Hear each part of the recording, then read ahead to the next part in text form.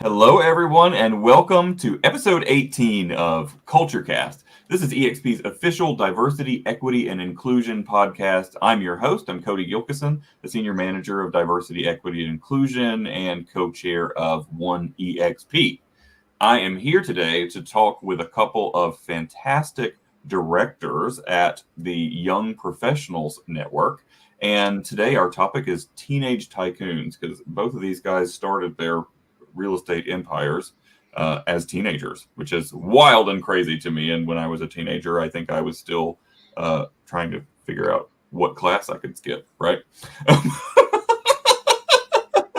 So anyway, we have with us today Gracie Barnhill and Nolan Hill.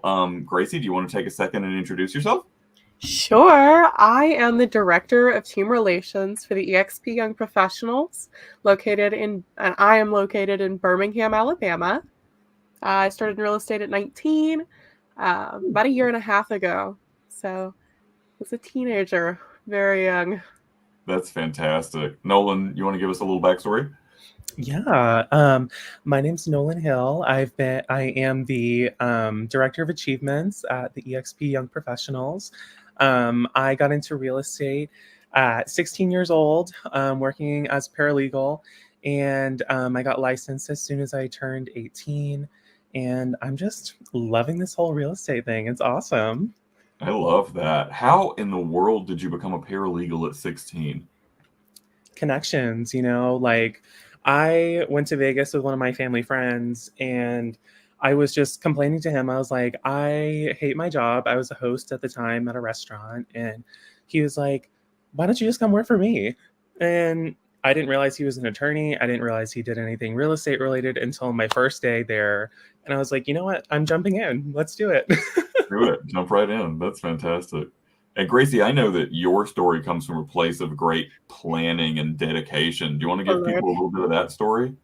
Oh, goodness. So when I was like 12 or 13, I was a little bit of a brat, a little bit argumentative. I was president of the debate team. So like any excuse to argue with someone, I would take.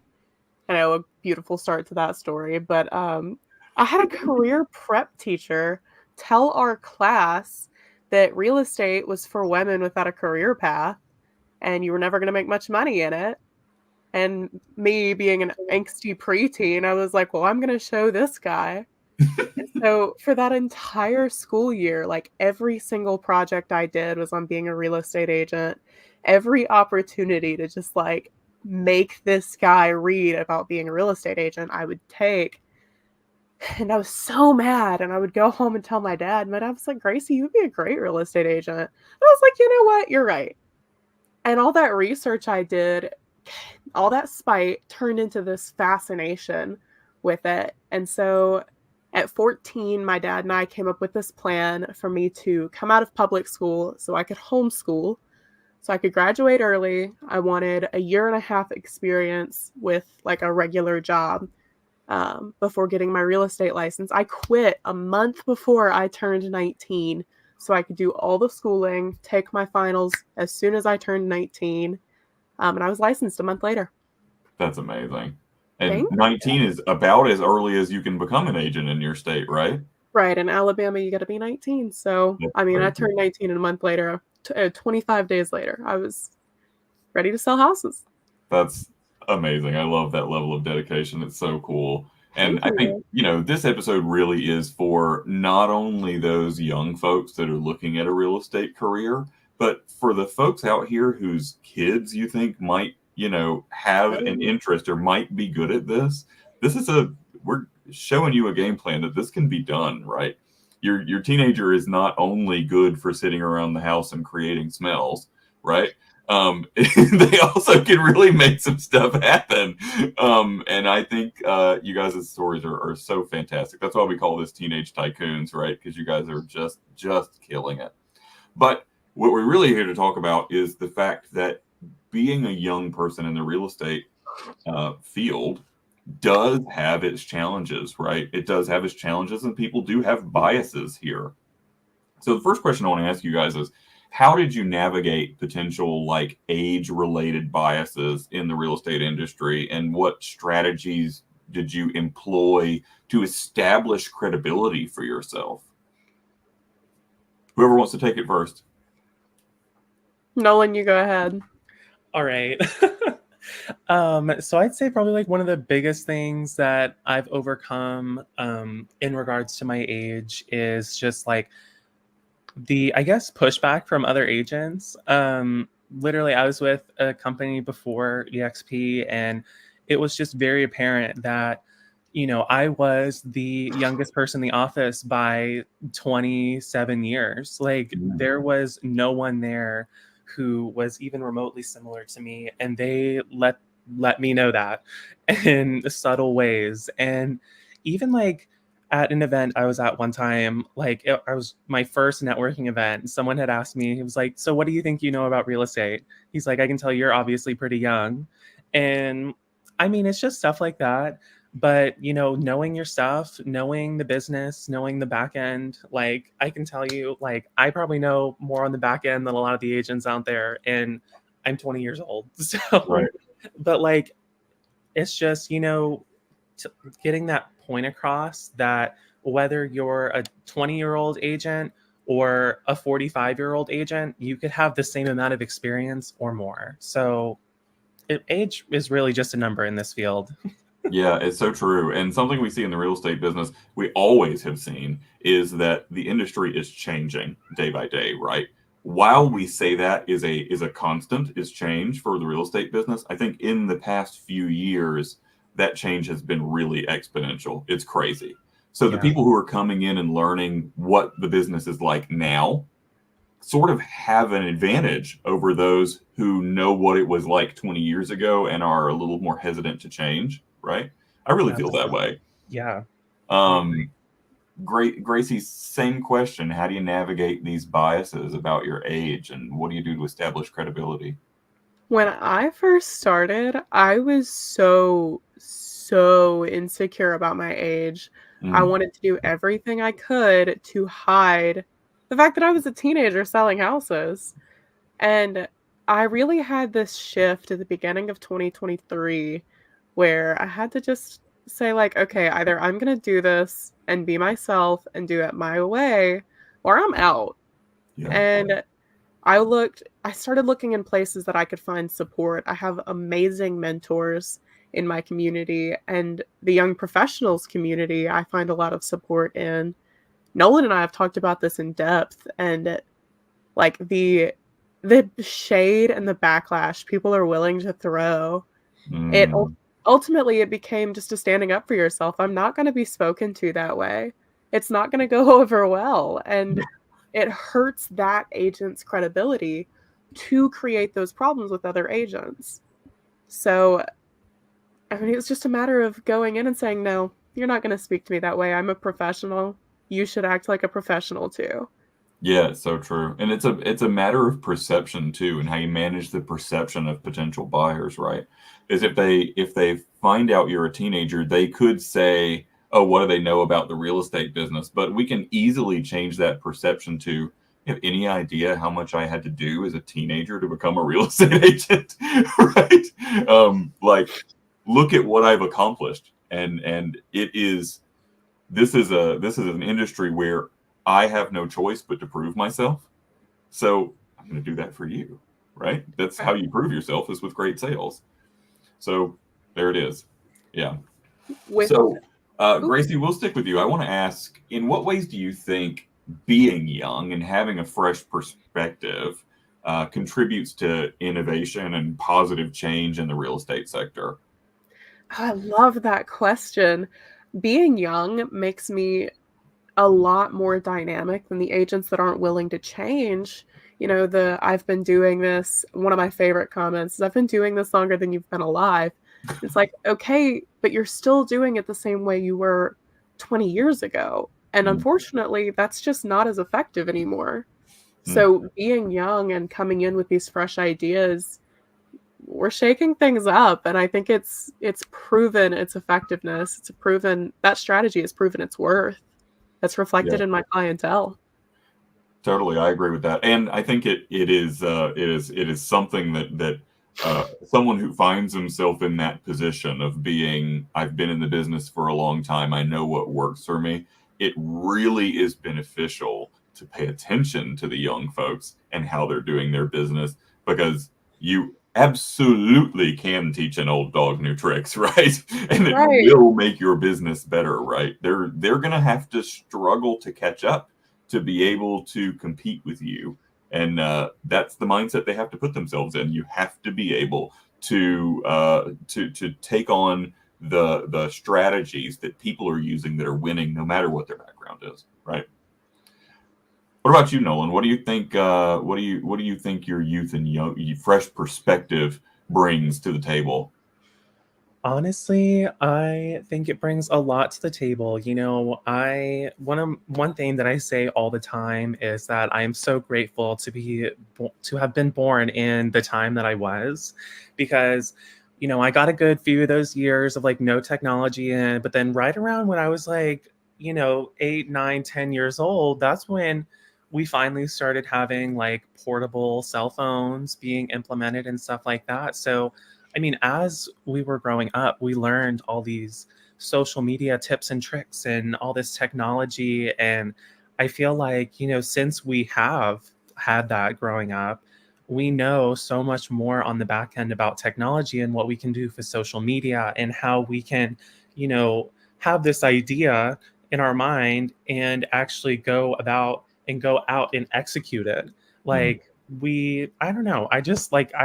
That's one of my favorite things to say. I'm very grateful for the time period we're in and like the learning that I've been able to do so far.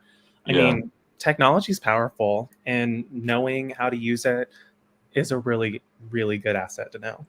yeah, and I always look at it as it's like learning a second language, right? But there's many of us who learned that second language in college or in our adult life, but you guys, you're fluent in it because you were born and raised in it, right?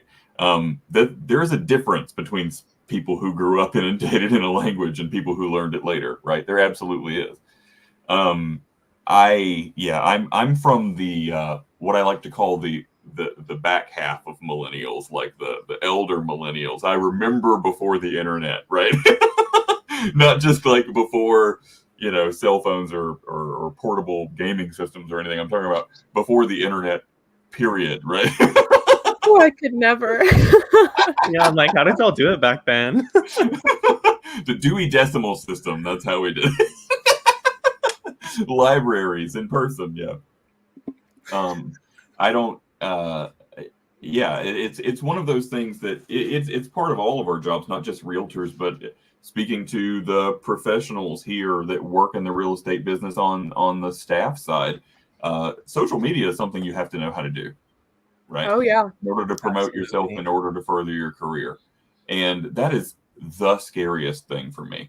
Could I, as Really? director of diversity and inclusion for eXp, have a TikTok page and grow my brand? Yes. Can I? I don't know. The Totally, thought is totally can. terrifying to me. And for you guys, it's like, oh yeah, I'll just go post, just take, it's so daunting. I would be like, I need a week to plan my outfit. I need to, you know? Honestly, fair enough. I Yeah, still do the yeah. same thing sometimes. I'm like, what am I gonna wear for next week's video? I'm like, let me think. Obviously, I wasn't thinking for today, but it's fine.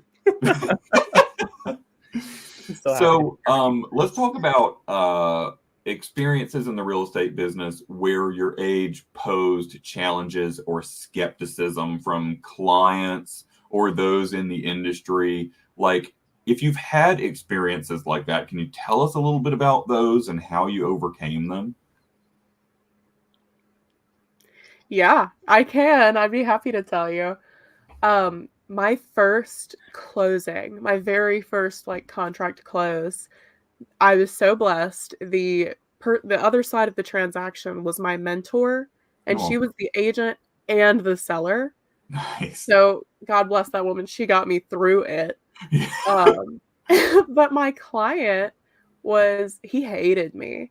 He was an Mm, out-of-state investor. He came in state to see the property after we had been talking for over a month.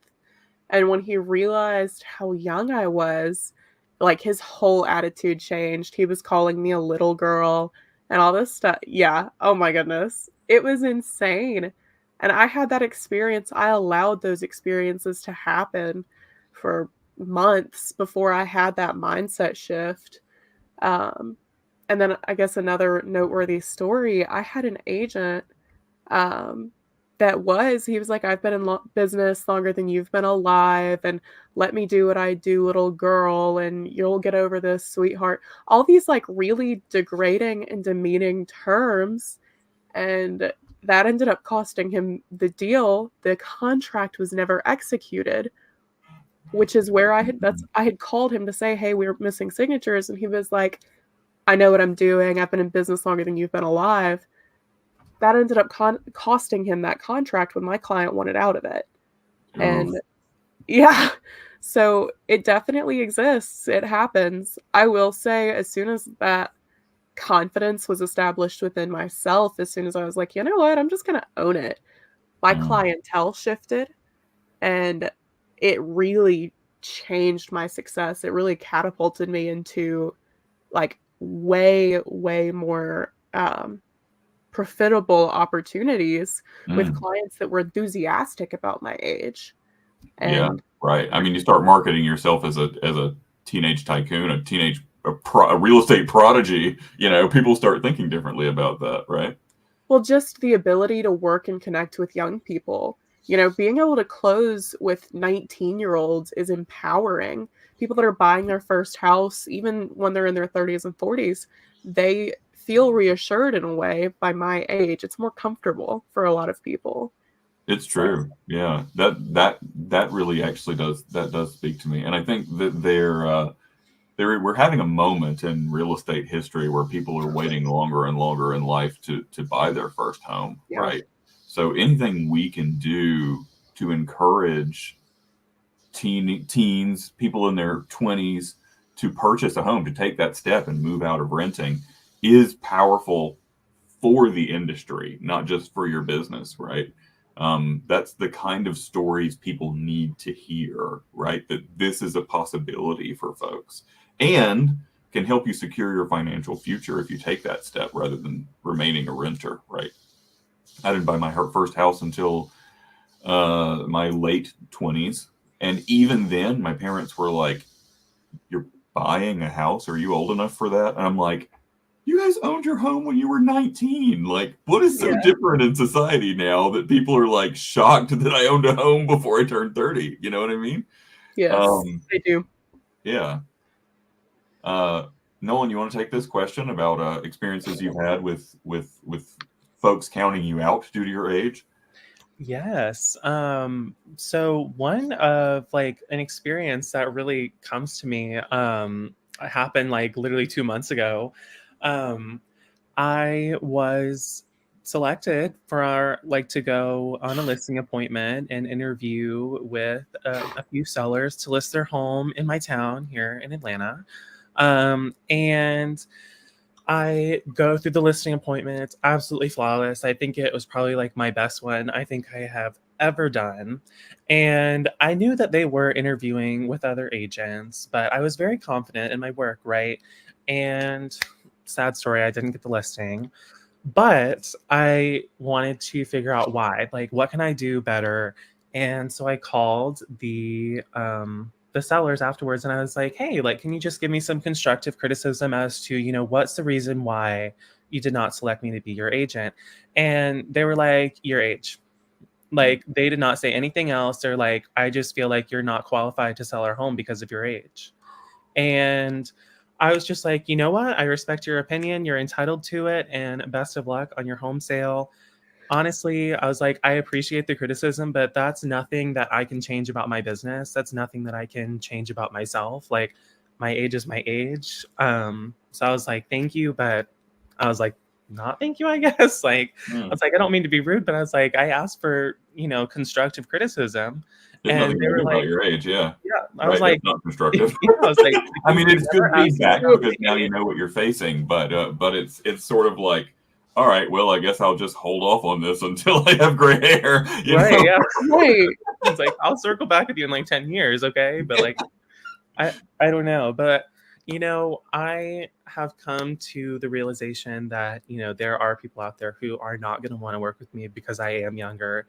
And I think as a younger agent, the sooner you realize that, the better you're setting yourself up. Because if I were to like tear myself down every time I didn't secure a listing or wasn't able to work with a buyer because of my age, like probably would have quit real estate by now.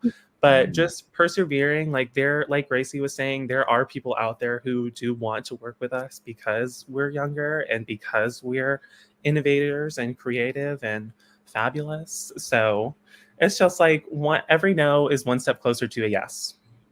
Right. That's fantastic. And, I think one of the best qualities that I've seen from a realtor in my experience of being someone who's bought and sold homes in my personal life is sort of audacity, right?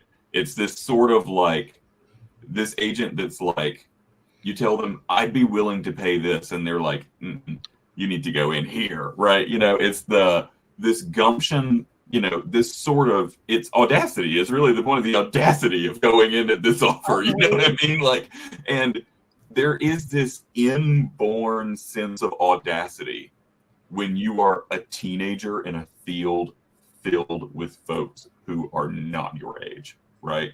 So if audacity is a quality that I'm looking for in a real estate agent, you guys would be the first place I'd look. Because what you're doing being in the business at your age is audacious, right?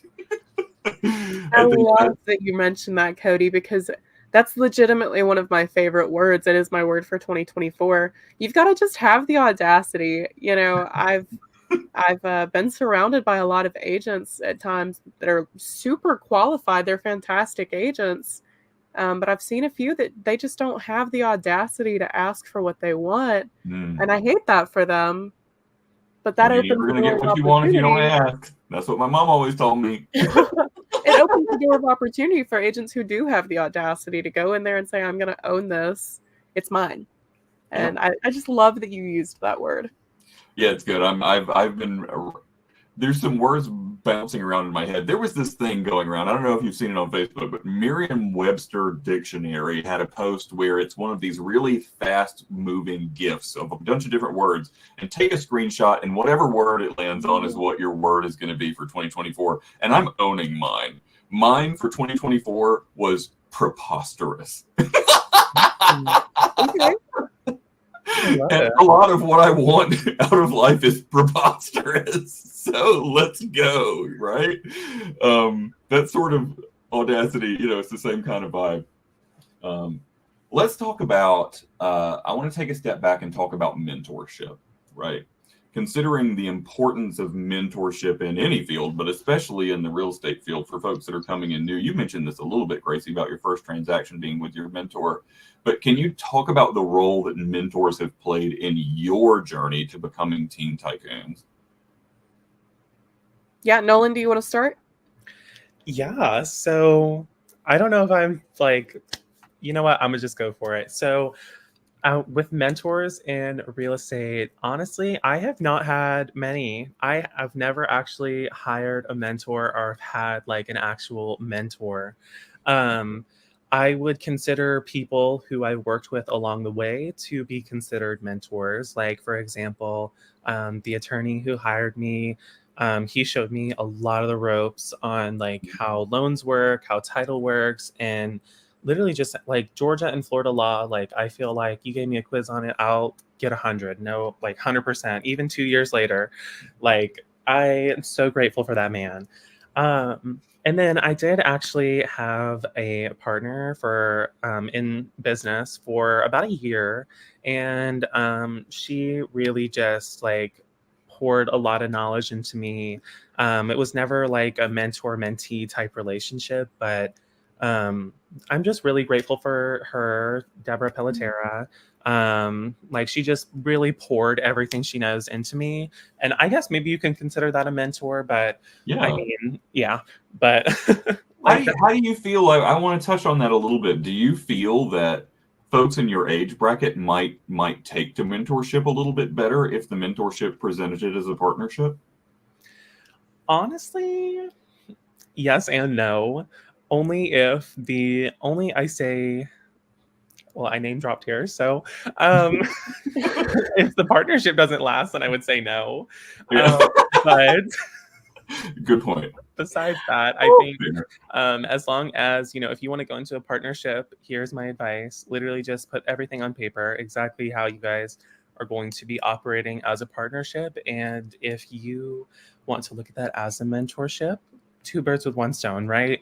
But I do also see the benefit of having it being separate. Right. That's fair. What about you, Gracie? You had a more formal mentorship. I did. So my upline within eXp, I've had two incredible mentors, Jenny Williams and Stephanie Brumbelow, and those are both very successful agents that, I mean, I couldn't have gotten this far without them. Jenny formally coaches or coached, I don't know if she still, I think she does.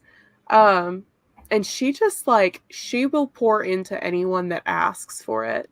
Bless that woman. I have called her late at night, freaking out about things. And she is always like, let's come up with a game plan. Stephanie's the same way. There's never going to be a way that I could thank them enough for the ways that they've supported me and poured into me and educated me. It's so important to have, in my opinion, it's so important to have a mentor that love, and trust. They were strangers to me when I got started. And that I didn't have to go beg for their help. I just asked and they were immediately like, what can I do to help you?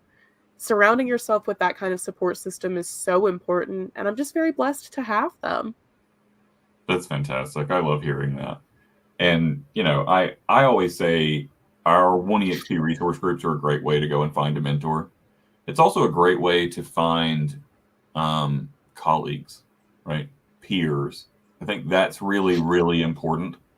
I've got people in my life and people in my professional life that I would consider every single one of them, if you looked at what our relationship really boils down to, we're mentoring each other, right?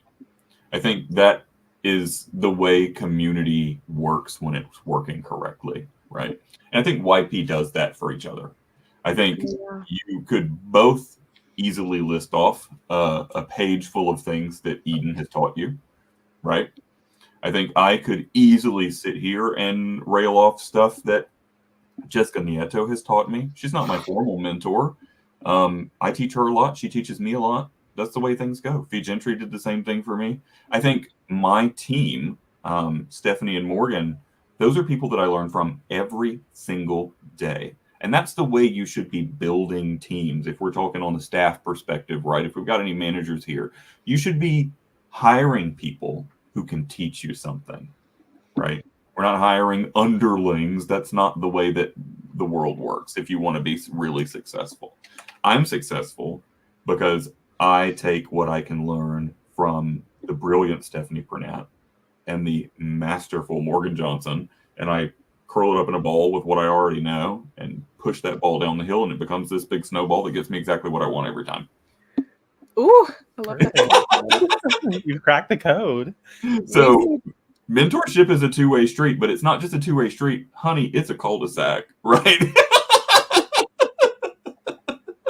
We can all learn from each other. We can learn from every experience and every conversation we have and take something from it. So I think that's mentorship is fantastic. And you have to sort of think outside of the box for mentorship.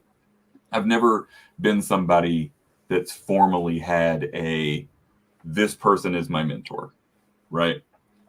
But my eyes are always open, right? That's important. I think within YP, we've got, all the state leaders have to collaborate regularly. And I just love the way that an agent can drop a comment in our group chat and you've got 59 state leaders who will respond. Well, not all of them respond, but we will get in there and collaborate and say, hey, this is what I would do. Or, hey, this is what my buyer presentation looks like right now. And I mean, I just love the way that we collaborate, the way that we come together. I have found so much support and so much guidance there through the level at which we collaborate. We've got wildly successful agents in that group, and we've got people that got started a month ago. You know, it's a very diverse group. I love that. I love that so much. And so a question that I like to ask, and this one I think you guys are going to do good at, is real estate is a sector that's historically marked by a lack of diversity. That's a fact, right? In what ways do you think your success contributes to breaking down barriers for other underrepresented groups? Gracie, you want to start that one off? I can. That's a big one.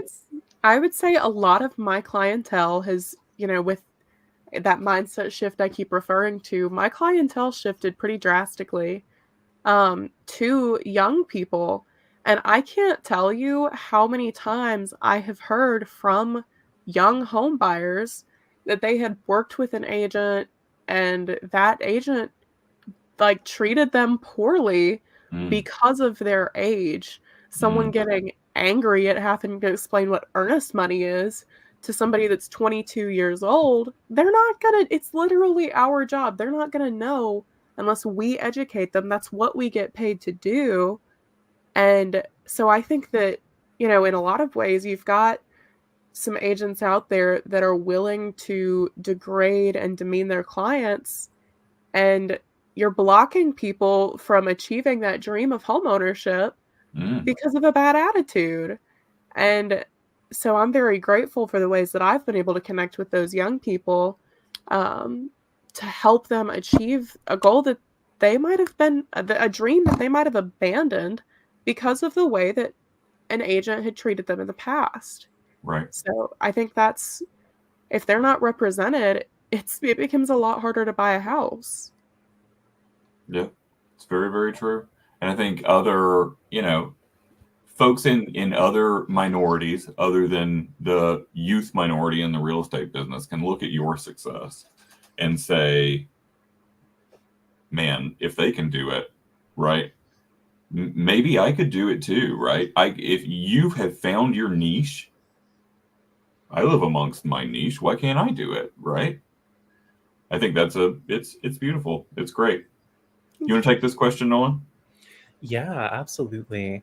So I believe that part of my success contributes to, you know, representing other underrepresented groups because as a young gay male in the real estate industry, one of the first things when I got in is I looked up, what does your average realtor look like? And back in 2021, when I looked it up, it was a 56-year-old white woman. And I was like, okay, I am none of those things. Okay, except white, sorry. But anyways, but I was like, you know, that's very vanilla, you know? And I think that, you know, possibly I come add a little birthday cake surprise here, you know, like some little flavor in that vanilla, you know? So just, you know, coming in here, I found at a young age, like, you know, I love doing this. And if I can do this in like a field of older white women as a 20-year-old gay male, like I feel like any other young gay male who wants to come in here can do it and do it flawlessly, just like I have, you know? It's so true. Yeah. I mean, once glass ceilings are broken, they stay broken, right? You know what I mean? So it doesn't matter who breaks them. And even like at eXp, our Pride network, like that is such a fabulous community of, you know, LGBTQ agents. And I really love that group. Like, I feel like I connect with the agents who make posts in there even more than, you know, the agents who just post in the other groups, because we share that in common. Yes, it's like that does, our sexuality does not make who we are, but we share that in common. So it's something that we can, you know, commingle on. And yeah, exactly. I don't know. I just like, you know, and these resource groups also are great for when we're talking about people that are facing similar challenges to you, right? Because not only as a young agent, but also as a queer agent, you have unique challenges when it comes to landing, keeping, attracting clients, right? Yeah. And this is a group of people who've all had that same struggle. So here is a group of people that you can use, like we talked about either earlier, as your cul-de-sac of mentorship if you want to, move people in. I think One eXp, I can't speak highly enough about it. I know I have a personal stake. I've got the banner on the guest bed behind me, but One eXp is a way for people from all these different diverse backgrounds to learn from each other. And that's why I tell people all the time, you do not have to be a young professional to join young professionals. If you think that there's something you could learn from the experience of people like Gracie, people like Nolan, people like Eden, people like Kimbry, right? Then you come in here, you join the group, come to one of their Friday masterminds, right? And see what you can get out of that. It's the same thing with the Black eXp network. It's the same thing with eXp Latino. It is definitely the same thing with the Pride network, right? These are all groups where you can come in and see someone who has struggled, even if it's not your struggle, someone who has struggled against bias and succeeded. And how did they do that? And every single one of us encounters bias of some sort, right? Even we talk about the stereotypical realtor being a white woman in her mid-50s. That white woman in her mid-50s still experiences bias, even though she's the leader in the real estate business, right? Because she's a woman in America.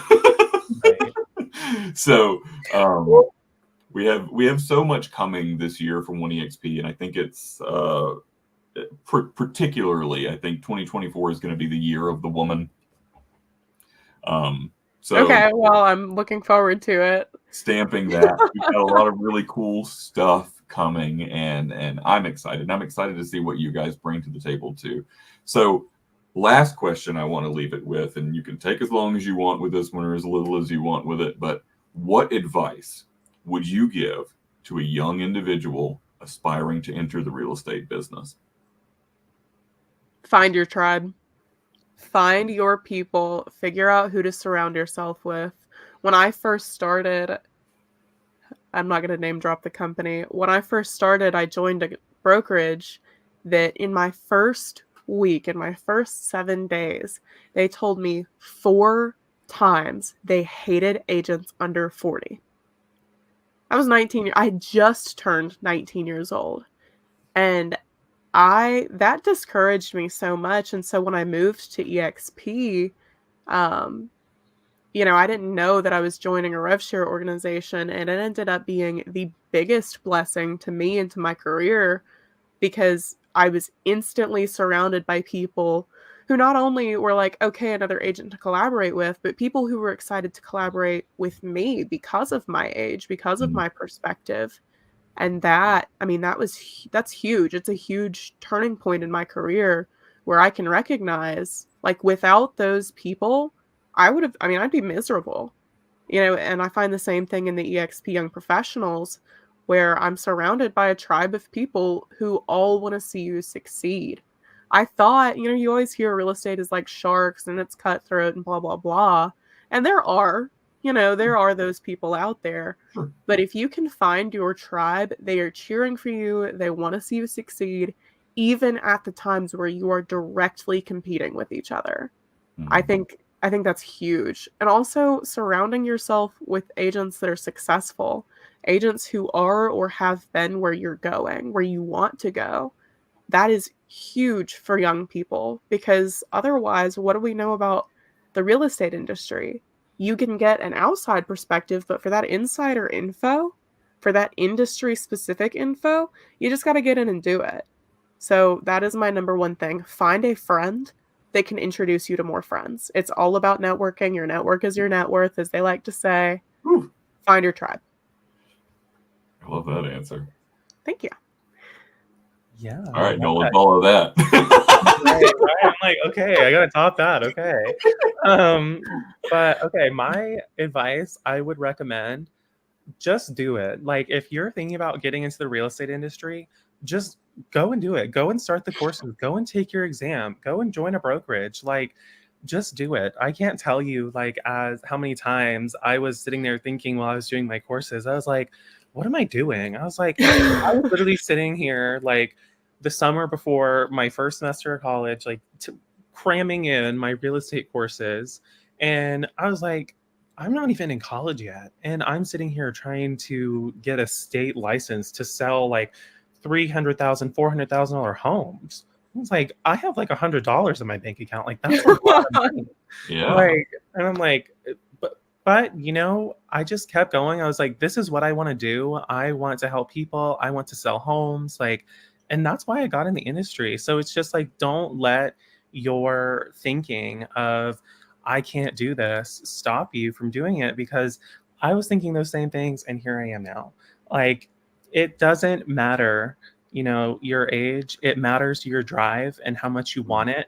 And I think the sooner you realize that, the sooner you'll get to where you want to go.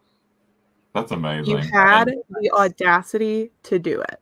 That's it. There you go. That is what it is. The audacity to do it. Gosh, if I would have known that it was something I could do back when I was paying my way through college, working jobs at the mall, you know what I mean? You could tell me there was something I could do and use my time and my personality better than earning when I started working, my first retail job was at Bath and Body Works. I was a stockroom manager, and as a member of the management team, my paycheck was $5.65 an hour, right? Working 20 hours a week. So we had to have a couple of those jobs, you know what I mean? But there was a better path for me. I just didn't have the audacity. And this is a lesson that I'm learning now. If I could rewind the clock, I could have paid my way through college, maybe even realized earlier that college probably wasn't for me, because it really wasn't in the long run in hindsight, and just started making money, right? With the audacity to do so. That's brilliant. I love that. That's the word of the episode. I want to thank you guys for joining me. It's been such a treat. I was so excited when I saw this on my calendar for today. I had forgotten because it was the weekend, and I got up and I was like, oh, I got to record a podcast episode. Oh, it's this one. Yeah, I'm going to be hype all week now because we had this conversation. This is our first episode of 2024, and boy, we're starting off right. Thank you so much for being here. And for more about diversity, equity, and inclusion, you can find us on Workplace. Just search eXp DEI. You can find 1EXP by searching 1EXP. You can also find Young Professionals on Workplace.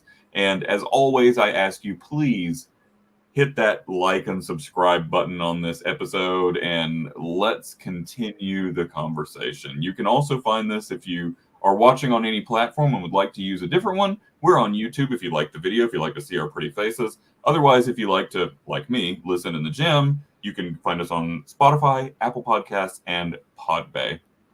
Until next time, thank you very much, and we will see you next time. Thank you so much for having us, Cody. I appreciate the conversation. Yeah, thank you, Cody. This has been awesome. You're so welcome. We'll have you back sometime. Sorry. All right.